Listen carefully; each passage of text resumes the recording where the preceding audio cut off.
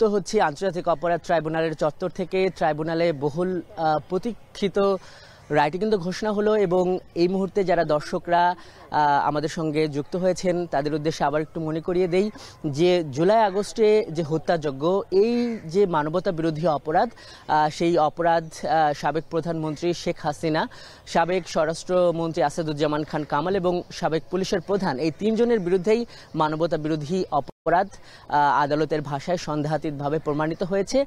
এবং এখানে যে রায়টি দেওয়া হয়েছে তাতে আমরা দেখছি যে 5টি সুনির্দিষ্ট অভিযোগ এনেছিল প্রসিকিউশন পক্ষ, সেটিকে তারা দুই ভাগে ভাগ করেছে।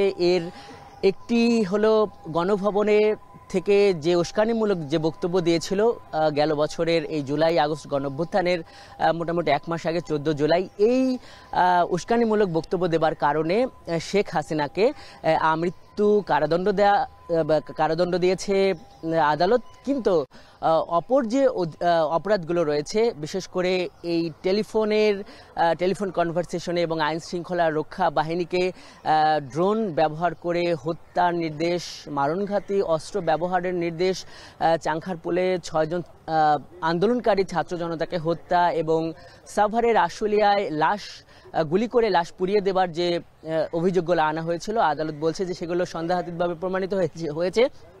এবং এইখানে সাবেক প্রধানমন্ত্রী এবং সাবেক স্বরাষ্ট্র মন্ত্রীর এখানে সরাসরি নির্দেশনা ছিল এবং একই সঙ্গে তাদের ঊর্ধ্বতন দায় ছিল, যেটিকে বলা হচ্ছে সুপ্রিম কমান্ড রেসপন্সিবিলিটি। এই সমস্ত ব্যাপারে এবং এর কারণে তাদের এই সমস্ত অভিযোগে কিন্তু মৃত্যুদণ্ড দেওয়া হয়েছে। সাবেক পুলিশের প্রধানের যে রায় সেটি একটু ব্যতিক্রম। তিনি এখানে অ্যাপ্রুভার বা রাজসাক্ষী হিসাবে আবির্ভূত হয়েছেন। অ্যাপ্রুভার বা রাজসাক্ষী হবার কারণে যেটি আদালত বলছে যে তার সাজা কিছুটা বলা যায় যে তার সাজা কিছুটা কমানো হয়েছে। তবে আদালত এটি স্পষ্টভাবে বলেছে যে এই অপরাধগুলো হয়েছে যৌথভাবে, পারস্পরিক যোগ সাজসে। এবং এইখানে যে 3 জন যে শীর্ষ ব্যক্তি, একজন হলো সরকারের নির্বাহী প্রধান সাবেক প্রধানমন্ত্রী শেখ হাসিনা এবং স্বরাষ্ট্র মন্ত্রণালয়ের দায়িত্বপ্রাপ্ত মন্ত্রী সাবেক মন্ত্রী আসাদুজ্জামান খান কামাল এবং সাবেক পুলিশের প্রধানের 3 জনেরই মূলত এখানে মানবতা বিরোধী অপরাধ তারা সংগঠিত করেছেন এবং তাদের ঊর্ধ্বতন দায় রয়েছে তাদের নির্দেশনায়। এবং একই সঙ্গে আদালত এটিও বলেছেন যে এই যে মানবতা বিরোধী অপরাধ ঘটেছে এটি তারা বন্ধ করতে পারেনি। আপনারা দর্শক জানিয়ে রাখতে চাই, এটিও কিন্তু আন্তর্জাতিক অপরাধ ট্রাইব্যুনাল যে আইন, সেটিতে এটিও একটা মানবতা বিরোধী অপরাধ। তো এই ব্যাপারগুলোর কারণে তাদের আসলে সর্বোচ্চ শাস্তি হওয়া উচিত। কিন্তু আসাদুজ্জামান খান কামাল, চৌধুরী আবদুল্লাহ আল মামুন, উনি যেহেতু এখানে রাজসাক্ষী হয়েছেন এবং রাজসাক্ষী হবার কারণে জুলাই আগস্ট গণঅভ্যুত্থানে যে মানবতা বিরোধী অপরাধ ঘটেছে এটির একটা স্বরূপ উন্মোচন করেছেন, এখানে ওনার অবদান আছে, যে কারণে তার শাস্তি কিছুটা কমানো হয়েছে এবং তাকে 5 বছরের কারাদণ্ড দেয়া হয়েছে।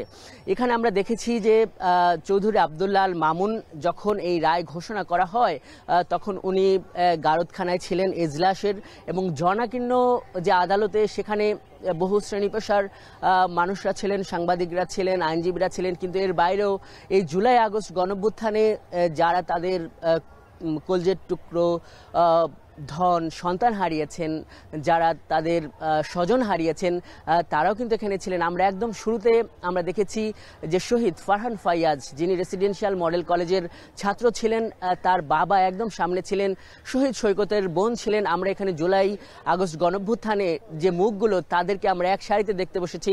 আমরা দেখেছি যে ঢাকা বিশ্ববিদ্যালয়ের যিনি ভিপি সাদিক কায়েম, জিএস এস এম ফরহাদ এবং একই সঙ্গে ছাত্রদল থেকে যিনি নির্বাচন করেছেন জিএস পদে হামিম, তারা খুব ঘনিষ্ঠভাবে এখানে বসেছিলেন। একই সঙ্গে ছাত্রদল থেকে যিনি নির্বাচন করেছিলেন ভিপি পদে আবিদ হোসেন, যিনি জুলাই অভ্যুত্থানে মানুষকে সংগঠিত করে বেশ অবদান রেখেছেন, যেগুলো বেশ আলাপ আলোচনা হয়েছে।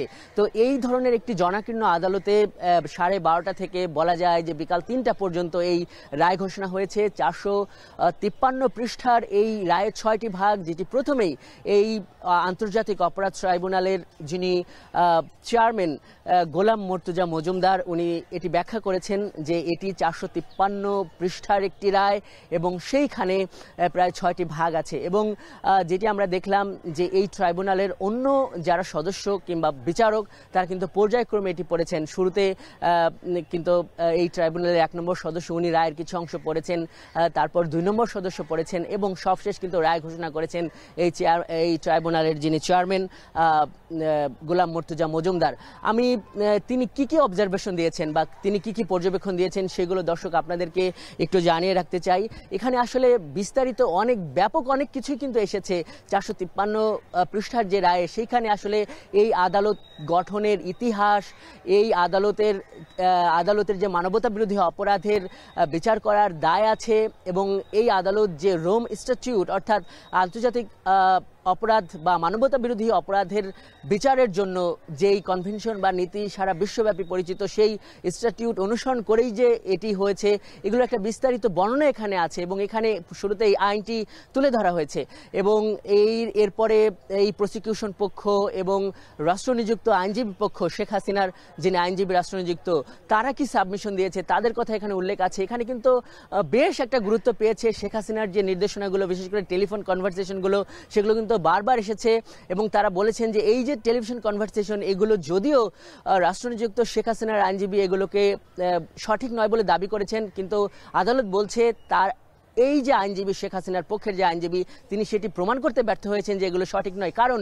সিআইডি থেকে এগুলো কিন্তু আবার ফরেনসিক করা হয়েছে এবং সিআইডি থেকে জানানো হয়েছে এগুলো সঠিক এআই এবং এগুলো কিন্তু বানানো নয় এবং যেটি এখানে সোর্স বিস্তারিত উল্লেখ করা হয়েছে যে এনটিএমসি থেকে এই নির্দেশনাগুলো এখানে কিন্তু এসেছে। এছাড়া টিভি রিপোর্ট, ভিডিও, মানুষের দেয়া তথ্য, এভাবে যারা এই জুলাই আগস্ট গণঅভ্যুত্থানে যারা শহীদ পরিবারের সদস্য আহতরা সবার সাক্ষ্য প্রমাণ কোনো কিছু আসলে বাদ যায়নি। এখানে বিস্তারিতভাবে বিচারকরা অত্যন্ত সময় নিয়ে কিন্তু এখানে উপস্থাপন করেছেন।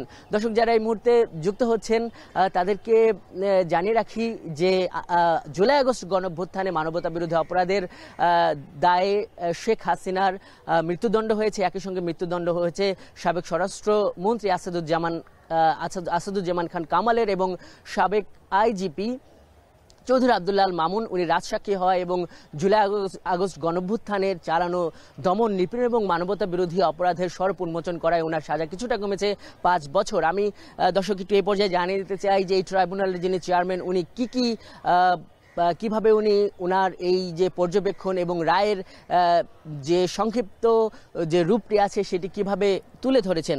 শুরুতেই কিন্তু এই ট্রাইব্যুনালের চেয়ারম্যান উনি বলেছেন যে সাবেক যিনি প্রধানমন্ত্রী তিনি শিক্ষার্থীরা যে একটি যৌক্তিক কোটা সংস্কারের দাবি করেছিল সেই দাবিকে তো মেনে নেয়নি, বরং তাদেরকে আন্ডারমাইন করেছেন বা খাটো করেছেন এবং এর বাইরে যেটি উনি করেছেন সাবেক প্রধানমন্ত্রী তাদেরকে রাজাকার বলে গালি দিয়েছেন এবং যেই কারণ শুধু এটুকু নয়, এখানে কিন্তু উপস্থাপন করা হয়েছে এই মাকসুদ কামালের সঙ্গে সাবেক প্রধানমন্ত্রীর যে কথোপকথন, সেখানে শেখ হাসিনা বলছিল মাকসুদ কামালকে, ঢাকা বিশ্ববিদ্যালয়ের যিনি সাবেক ভিসি, যে রাজাকারদের ফাঁসি দিয়েছি এবার তোদের ফাঁসি দেব, একটা কেউ ছাড়বো না, আবারও বলছি যে আর সহ্য করা হবে না।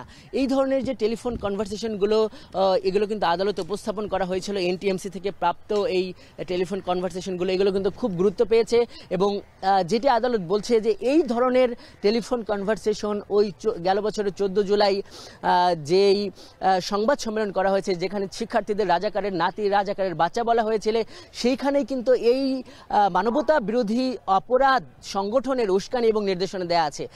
এর বাইরে অন্যান্য বিচারপতিরা বা অন্যান্য বিচারকরা যেটি উপস্থাপন করেছেন যে মানবতা বিরোধী অপরাধ আসলে কি, মানবতা বিরোধী অপরাধের ক্ষেত্রে তারা যেটি বলেছেন যে এটিতে অবশ্যই একটা আক্রমণ থাকতে হবে এবং সেই আক্রমণটি কিন্তু হয়েছে। এর বাইরে তারা যেটি বলেছেন যে এই আক্রমণটি হতে হবে কোনো একটি নির্দিষ্ট জায়গা নয়, এটি হবে সারা দেশব্যাপী। তারা সেখানে উপস্থাপন করেছেন এই যে তারা এখানে ট্রাইব্যুনালে যে সাক্ষ্য প্রমাণ উপস্থাপন করেছেন তারা দেখিয়েছেন যে 54টি জেলায় আসলে এই ধরনের আক্রমণ হয়েছে আইন শৃঙ্খলা রক্ষা বাহিনীর এবং তার মধ্যে 51টি জেলায় কিন্তু লেথাল উইপেন বা মারণাস্ত্র ব্যবহার করা হয়েছে, যেটিকে তারা বলেছেন যে যেটিকে আদালত বলছে যে এটি যে ব্যাপকভাবে বা ব্যাপক ভিত্তিক একটি আক্রমণ বা এটি যে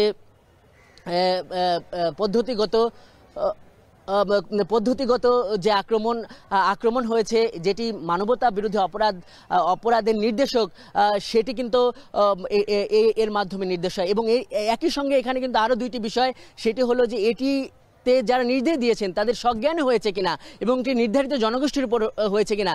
এখানে কিন্তু আদালত বলেছে এটি নির্ধারিত জনগোষ্ঠীর উপর হয়েছে। সেই জনগোষ্ঠীটা হলো জুলাই আগস্টের যারা আন্দোলনকারী ছাত্রজন, তারা ছিল সেই নির্ধারিত জনগোষ্ঠী। এবং এটি কিন্তু সারা দেশব্যাপী হয়েছে সেটিও বলেছেন। এবং এই যে সজ্ঞানে যে হয়েছে এই অপরাধীদের বা আসামিদের, সেটির ব্যাপারে বলেছেন যে চৌধুরী আব্দুল্লাহ আল নোমান বলেছেন যে কিভাবে আক্রমণ হবে সারা দেশব্যাপী, কিভাবে লেথাল ওয়েপন ব্যবহার করা হবে, এগুলো কিন্তু একটি কোর কমিটি ছিল। শেখ হাসিনা, সাবেক বাণিজ্য মন্ত্রী, সাবেক নিরাপত্তা উপদেষ্টা সহ সবাই মিলে, যেই কারণে কিন্তু যেটি ট্রাইব্যুনালের চেয়ারম্যান তিনি বলেছেন যে এটি স্ফটিকের মতো পরিষ্কার যেখানে মানবতা বিরোধী অপরাধ ঘটেছে এবং এই অপরাধগুলো এই যে আসামি তারা করেছে।